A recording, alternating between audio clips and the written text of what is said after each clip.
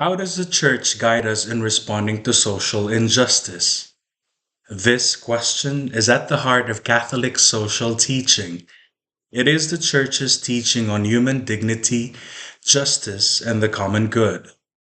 Modern Catholic social teaching began in 1891 with Pope Leo XIII and has developed through the teachings of different popes and the Second Vatican Council.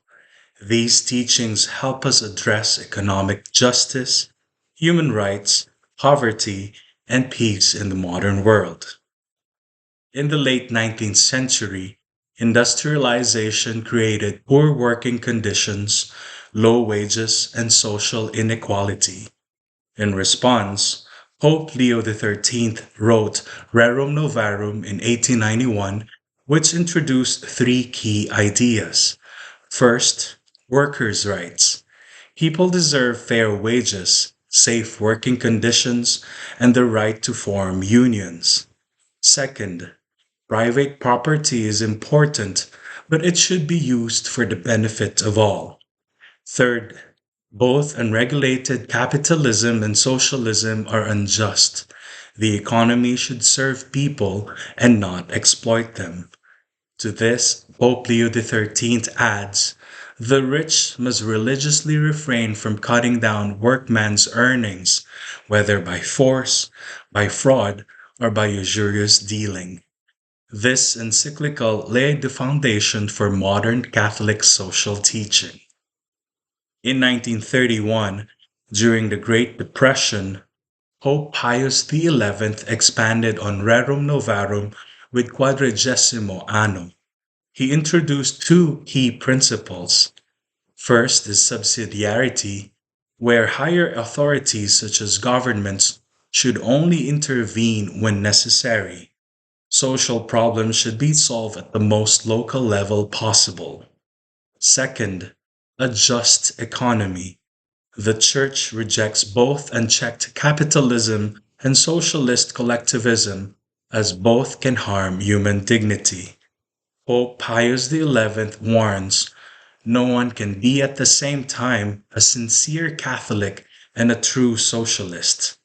This teaching continues to influence how the Church understands economic justice today. The 1960s was a time of great social change. Civil rights movements, decolonization, and global poverty. The Church responded with Vatican II, particularly in Gaudium et Spes in 1965. This document teaches that every human person has dignity, regardless of wealth or status. The Church must be actively involved in promoting justice and peace. Social and economic issues are not separate from faith, they are central to Christian life. One of its most famous statements says, the joys and hopes, the griefs and anxieties of the men of this age, especially those who are poor or in any way afflicted, these too are the joys and hopes, the griefs and anxieties of the followers of Christ. This teaching encouraged Catholics to engage with social issues in a new way. By the 1960s and 70s, the Church recognized that poverty and inequality were global issues. Pope Paul VI in Populorum Progressio in 1967 emphasized economic development must serve all people, not just a wealthy few. Wealthy nations have a responsibility to help poorer nations. Peace and justice are connected. Inequality and oppression lead to conflict. He famously said, development is the new name for peace. This document called for global solidarity and inspired many efforts for economic justice. Pope John Paul II lived through World War II and communism. He saw how political and economic systems could harm human dignity. He wrote three key encyclicals. First is Laborem Exercens in 1981. Work is more than just earning money, it is part of human dignity. Work is a good thing for man.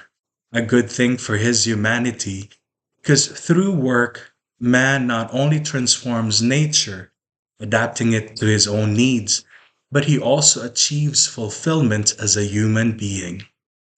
Second, Solicitudo Re Socialis in 1987. He introduced the principle of solidarity, saying that wealthy nations must not exploit poorer nations. The goods of this world are originally meant for all. Third is Centissimus Annus in 1991. Written 100 years after Rerum Novarum, it supports ethical capitalism but warns against consumerism and greed. Pope John Paul II says, a society is alienated if its forms of social organization, production, and consumption make it more difficult to offer this gift of self and to establish this solidarity between people. John Paul II teaches that true justice requires actions, not just words. To summarize, Catholic social teaching developed from workers' rights in Rerum Novarum to a global vision of justice and solidarity in Centesimus Annus. Catholic social teaching teaches that economies must serve people and not exploit them. Every person has dignity and should be treated with justice. We are responsible for promoting peace and fairness in society. And I want to leave you these questions.